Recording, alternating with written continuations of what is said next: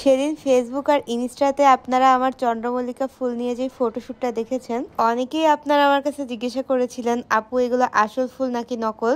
আপনারা যারা রেগুলার আমার ভিডিও দেখেন তারা অবশ্যই বুঝবেন এগুলো আসল ফুল। এই পুরো ফুলের শাড়িটা আমাকে আমার আম্মু বানিয়ে দিয়েছে, আর ফুলের যে গহনাগুলো পরেছিলাম সেগুলো আমার ছোট ভাই বানিয়ে দিয়েছে আমাকে।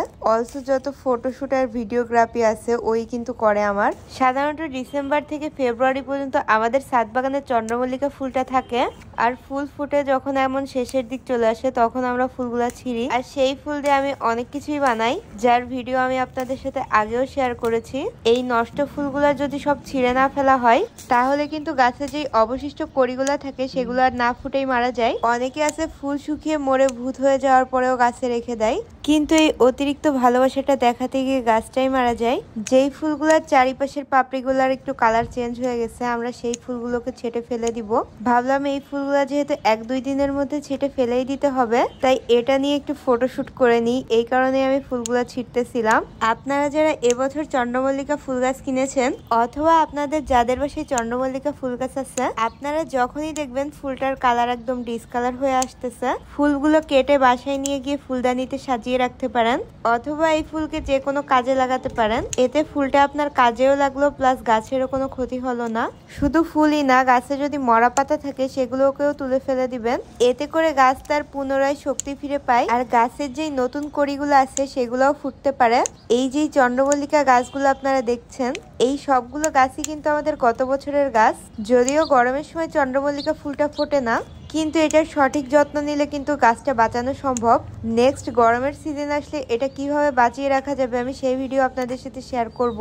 তাই এই ফুলের সিজন থাকতে থাকতেই আপনারা নার্সারি থেকে আপনাদের পছন্দের কালারের গাছটা কিনে নিয়ে আসেন। পরবর্তীতে গরমের সিজনে আপনারা এই গাছটা কিভাবে বাঁচিয়ে রাখবেন, প্লাস এই গাছের ডাল থেকে আপনারা কিভাবে চারা বানাবেন সবই আমি শেয়ার করব।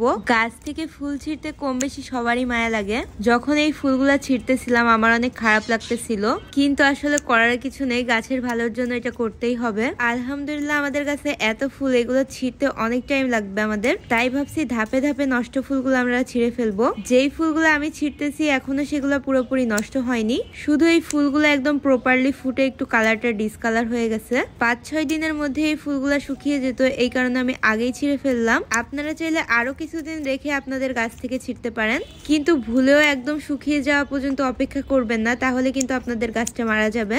গাছের ফুলগুলো ছিঁড়ে ফেলাতে গাছের প্রেসারটা একটু কম পড়বে, এতে করে আমরা গাছে যে খাবারটা দিব গাছ সেটা প্রপারলি খেতে পারবে, আর গাছ তার পরবর্তী গ্রোথে ফোকাস করতে পারবে। আপনারা যারা এখন চন্দ্রমল্লিকার ডাল থেকে চারা বানাতে চাচ্ছেন আমি তাদের সাজেস্ট করব, এখন ডাল থেকে চারা কোনোভাবে হবে না, হলেও সেটা অনেক কষ্ট হবে। এই ফুলের ডাল থেকে চারা বানানোর সঠিক সময় হচ্ছে বর্ষাকাল। বর্ষাকালে হালকা ঠান্ডা ঠান্ডা পরে ঠিক তখন এই চারাটা বানিয়ে ফেললে ভালো হয়, প্লাস তখন চারা করলে কিন্তু বৃষ্টির কারণে এই গাছের যত্ন নিতেও অনেক সুবিধা হয়। আমরাও যদি নতুন চারা করি তখন বর্ষাকালেই করে থাকি, এতে শীতকাল আসতে আসতে গাছের গ্রোথটাও ভালো হয়ে যায়, আর গাছগুলো একদম ঝোপালো হয়ে একদম বেহিসাব ফুল ফোটে, আর এমন ঝুড়ি ভর্তি ফুল আপনারা সংগ্রহ করতে পারবেন ইনশাল্লাহ। আমার নর্মালি এই ঝুড়ি নিয়েই শুধু ফটোশুট করার ইচ্ছা ছিল, কিন্তু আমার আম্মু সুন্দর করে একটু শাড়িতে ফুলগুলা গেঁথে দিছে। আম্মু যখন এই ফুলের শাড়িটা বানাচ্ছিল তখন আমি অন্য একটা কাজ করতেছিলাম, এই কারণে এই ফুলের শাড়ির ভিডিওটা আমি করতে পারিনি। আমার ছোট ভাই আমার জন্য ফুলের গহনাও বানিয়েছে। আসসালামু আলাইকুম গাইজ, আজকে আমি আমার আপুর জন্য একটি ক্রাউন বানাবো। এরকম গাইজ ক্রাউনের কিছু ফুল আমি অফ ক্যামেরায় ছিঁড়ে ফেলছিলাম।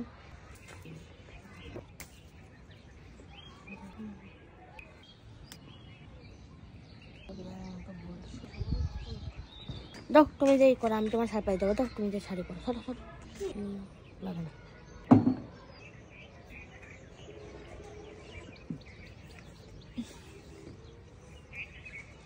আমার কিউট ছোট ভাই আমার জন্য কিউট কিউট গাজরা বানিয়েছে, দেখতে দেখতে অনেক বড় হয়ে গেছে মাশাআল্লাহ। ও আমার এগুলা বানানো দেখতে দেখতে ও নিজেও শিখে গেছে। গাজরার তারগুলো আমি আমার হাতের মেজারমেন্ট অনুযায়ী কেটে ওর কাছে রেখে গিয়েছিলাম, আমি শাড়ি পরতে পরতে ও আমার জন্য গাজরা বানিয়ে ফেলছে, কিন্তু দুঃখের বিষয় রোদ চলে গেছিল বলে পিকচারগুলো একটু কম সুন্দর হয়েছে।